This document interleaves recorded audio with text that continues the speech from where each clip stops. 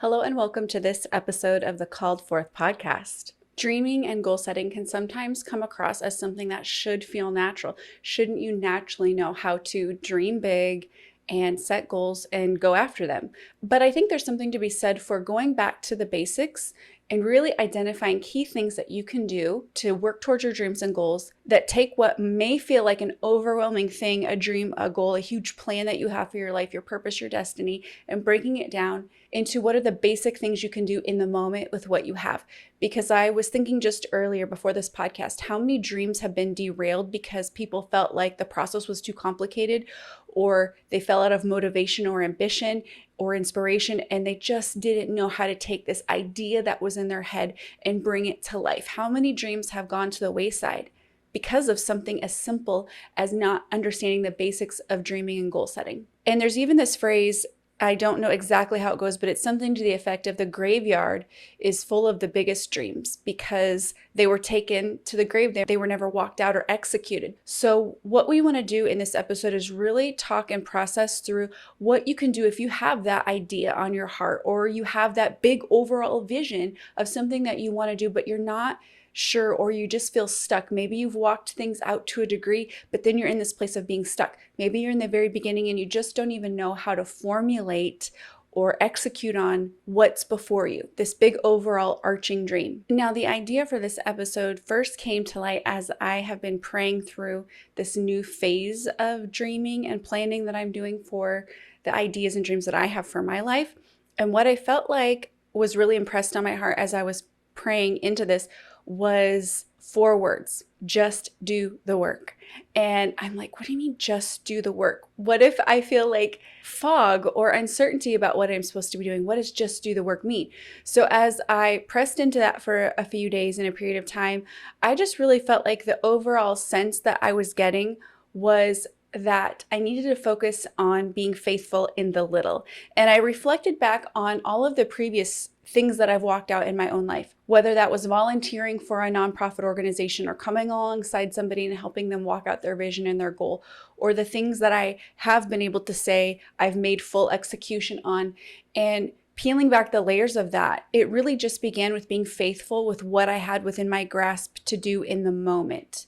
So sometimes with dreams and goals, we think of them as this really complex thing. We feel like if we were enough, if we were intelligent enough, if we were resourced enough, if we were comprehensive enough, we would be able to execute on our goals and dreams. And we feel like that's the separator between why we see other people succeeding and why we're not succeeding, because we in some way either don't feel like we have enough, or we don't feel like we are enough, or anything on that spectrum. And I even see this in young people that I talk to.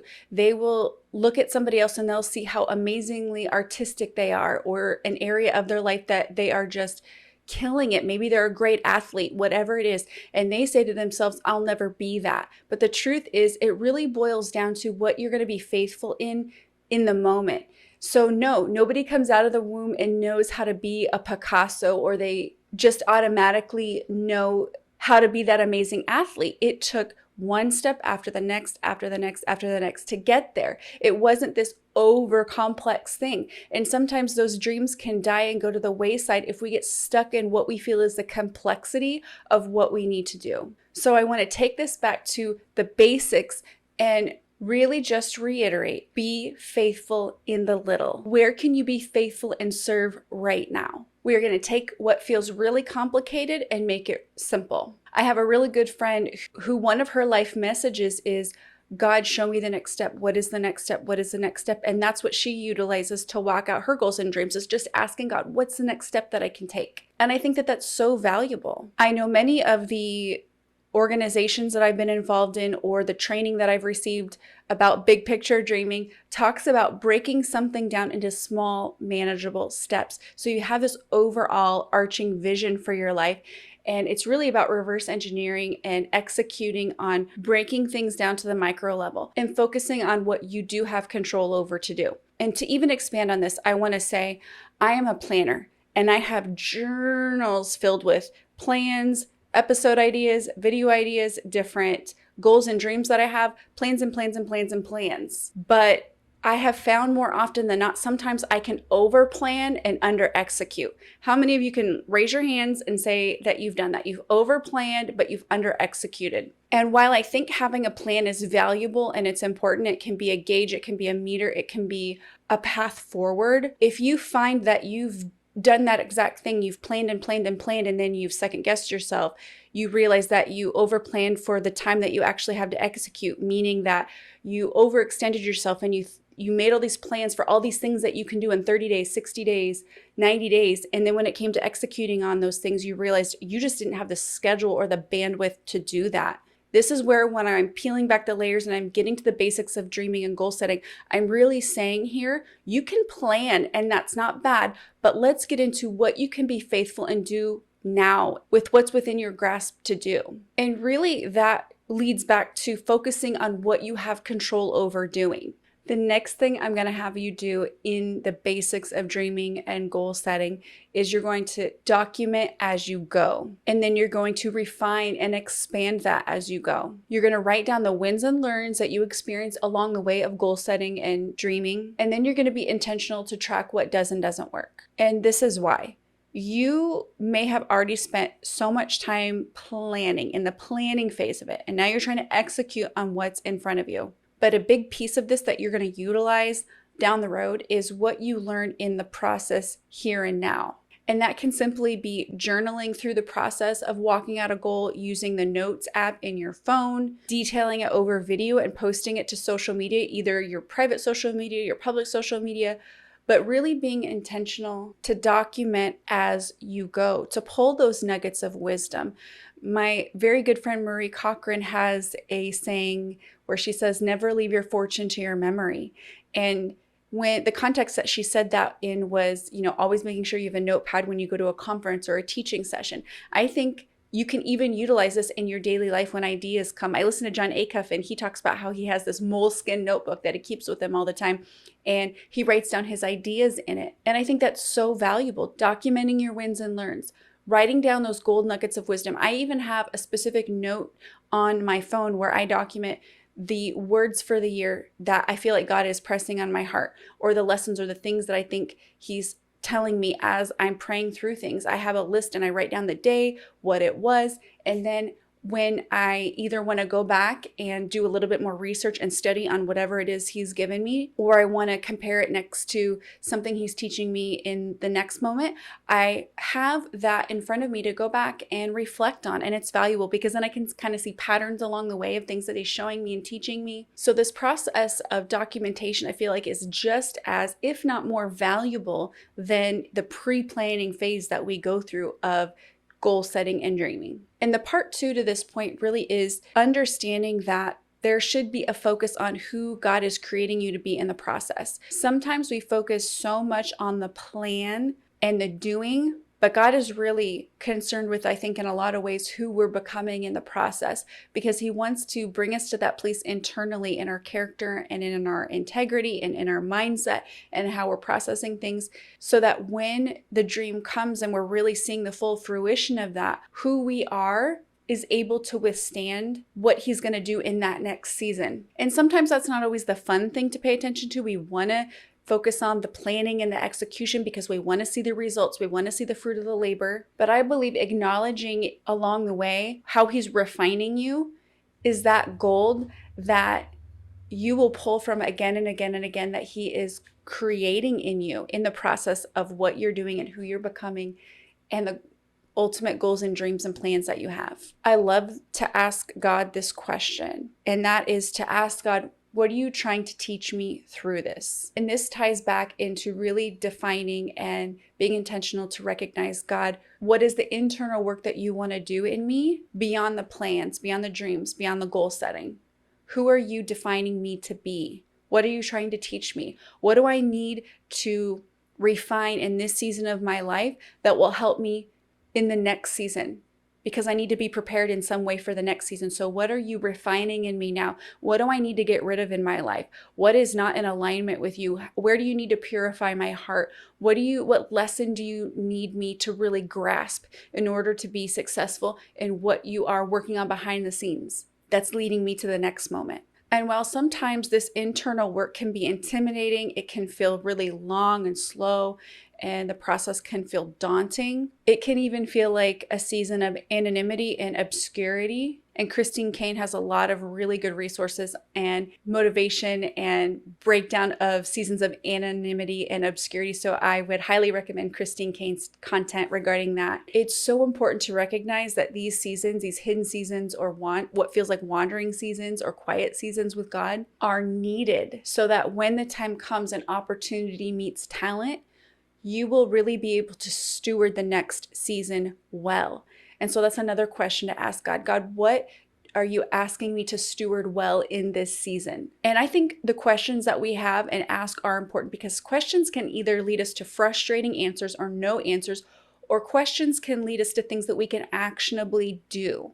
I know for so many years of my life, I asked questions like why and how, and I was never getting answers, and I was in this perpetual obsession over things that I couldn't really control. But when I began to reframe questions and ask quality questions, I began to get quality answers that helped me to really press through the season I was in and actually get on the other side of that to the next thing that God had for me. So if you find yourself asking questions that just create frustration and don't lead to answers, I want you to change up the questions that you're asking. And one of those questions is, God, what are you trying to teach me through this? The next thing I'm going to talk about is walk out what you can faithfully do. Yes, you can plan, but execute on what you can faithfully do. Be realistic about your schedule and what you have time for and the sacrifices you're willing to make in your time and to make it happen. And I touched on this a little bit earlier, but I'm going to expand a little bit more. I was sharing earlier in this episode how I would make plans. I would have this whole list of journal of plans, but then when it came to executing it, it was not done in conjunction with the time I really had to execute. I would over plan and under deliver. And that just led to perpetual states of frustration. That just led to to-do lists that I didn't get all the way through. It led to plans that I was not able to execute on. Tons of plans that I would ultimately begin second guessing because I felt like, well, I don't know if this is really in alignment. I don't know if this is really what I should do. And it just led to frustration after frustration after frustration. And if I really think back on what I could have done that would have been more fruitful, is executing on what I had within my hands and grasp to do in the moment. What could I be faithful with? What small thing could I be faithful with in the moment and faithfully and consistently do? So this is a very important piece of dreaming and goal setting. It's not setting your expectations really low, because I'm all about dreaming big, but it's really getting secure about core things that you can execute on, because you can have a million plans, you can have so many ideas, and that's not bad, write them down. But when you peel back the layers to what does your time allow for and what can you be intentional to do, you've got to have those core consistent pieces that you are faithful in executing. And as you've built up the habit to execute in those core things, you can grow and expand if that's the season that you're in. I know sometimes, especially if you're a type A like me, you have all these grand plans, but then the reality is you have a full-time job, you have a family, you have children, you have volunteer work that you do, whatever it is that your life reflects. It's understanding, yes, there may be things that you can and should cut out so you can focus more on these goals that you have. But if in the moment you understand that you have a level of responsibility to more than just yourself, and you want to be faithful with what truly matters, like your family, your relationship with God, the community that you have and that you're responsible to, then I think there's something to be said for being faithful in the little and executing on what you have in the moment, and not spending so much time on over planning and under delivering and then beating yourself and being frustrated. It's really, I feel like, about narrowing down your focus. There is a example in brand builders that they talk about called Sheehan's Wall, and about when you have diluted focus, you have diluted results. And people often spend time that are trying to build a brand or a business knocking down the wall, and they're knocking over here on the wall and over here, and they're hammering away at all these different places on the wall, and it's taking forever to break through the wall from anonymity to being known in their space. And it's because they're not honing in on one area repeatedly. And that is where you're going to really see the breakthrough, because you have been chipping away and developing that weak spot in the wall that's going to allow you to have that breakthrough. And so that's having specific focus. And I think this ties back into goal setting and dreaming in the sense that rather than focusing on these grand plans and trying to execute in all these different ways, and maybe in ways you're not even gifted for. And this is what I mean when you're building something and you're growing something, you have your lane in what you're gifted in, and you bring on other people in their lane and what they're gifted in, and that helps you to really move forward. But when you're a solopreneur, you don't have a team. And so you are doing all of the pieces. But if we get lost in this big picture of executing on everything, we end up not getting as much traction in the process as we could if we just stayed focused on basic core things that we can be consistent with. And I'm not saying that this is always the rule and that there's no exceptions to the rule. And you may look at your own life and your own plans and feel like, I don't know if that works for me. So I'm just asking you to consider a different way of thinking about dreaming and goal setting, especially if you're in a place of frustration because you haven't made the traction that you want to make. This is a different way to think about things. And I hope there's some nuggets of gold that are being highlighted as you listen to this episode. The last bonus thing I want to talk about that you can do in dreaming and goal setting and the basics of it all, and that is pray, pray, pray. The reason why I say prayer is tied into so many pieces of what I've already shared. As I've mentioned before, it's about who you're becoming in the process, not necessarily always what you're doing. And it's through prayer that God is going to refine you. And I was just talking to a friend the other day about how I really wanted to begin to welcome refining in my life, because refining through fire is not always fun. But often it's what is needed to get through the current season that you're in into the next one. I'm reading a book now. Actually, I finished the book and I want to go back and read it some more. It's called Circle Maker, and it's about the prayer of Honi. It's written by Mark Batterson, and it is such a good book. I highly recommend this book, Circle Maker, and it's very much about dreaming, but really more about prayer and the value and emphasis that there should be on prayer.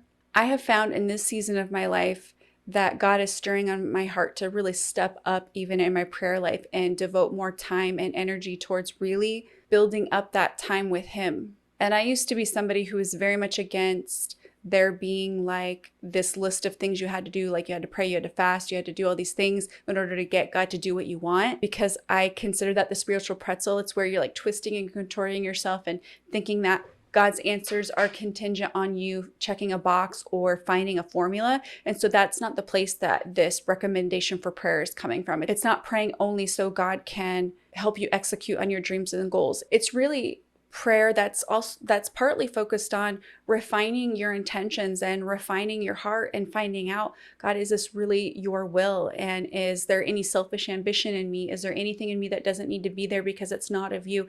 It's really about wanting to make sure that what you're going after is what God is going after, what is burdening His heart, and understanding that He does place things on our heart and dreams and goals and things to do that He's naturally placed there, and just making sure in the process of all of it that you're running with God and not getting off track on these side roads that aren't really in the end where you want to go. And it's really developing just a heart for prayer, a heart for spending time with God, a heart for investing in that relationship that you have with Him. And while I'm no expert on prayer, I'm sure you could read authors and theologians that are way more qualified and educated in the concept of prayer. This is just my hot takes on the value of prayer, especially as it relates to dreaming and goal setting.